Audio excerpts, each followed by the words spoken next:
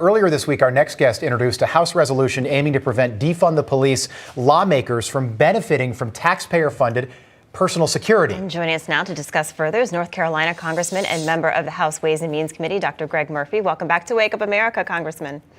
Good morning. So your resolution condemns calls made by members of Congress to defund the police by denying these lawmakers access to taxpayer-funded security. We've seen some of these lawmakers have this security. What type of response has this received? It's got an overwhelming favorable response. If you look at you go back and you guys know this, you go back and look at the utter hypocrisy that this administration has put forth since day one.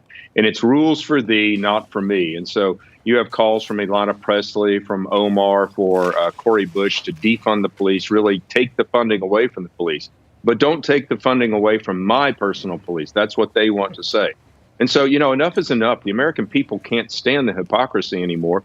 And so we need to stand up as members of Congress. Our position should be to lead, and lead from in front, lead by example, not by special treatment. So this is what this is, the resolution of Congress to say, look, we're not doing this anymore. We're not treating ourselves as special and above the law. Right. We're actually American citizens and should be treated as such. Yeah, it's a great point. Cori Bush, Ilhan Omar, and AOC in New York seem to be the worst offenders. By the way, crime in their districts has run rampant over the last couple of years. Cori Bush coming to office in 2020, the rest of them riding that Democratic wave in 2018. Have you ever bumped into them in the hall and asked them about this personally? I mean, your colleagues, I know that a lot of you work in the same couple of buildings there in the district. What's that like? Has that interaction ever taken place?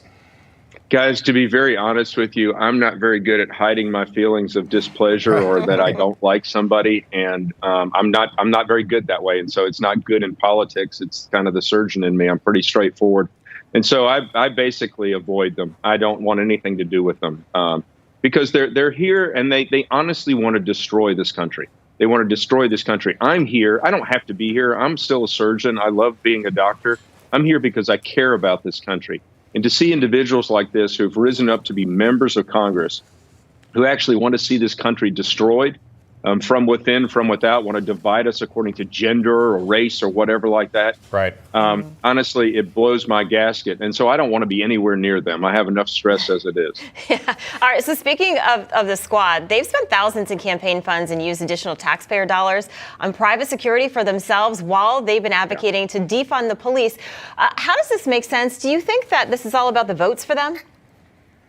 It's all about appealing to the far progressive left. They chase the cameras. They try to figure out every day what is the most radical thing I could say to get on the news, to get on the press, to try to raise money. But then again, as you've seen, they're using taxpayer dollars to take care of their own personal security. And a couple of them have said that they've had threats on their life because of Republicans.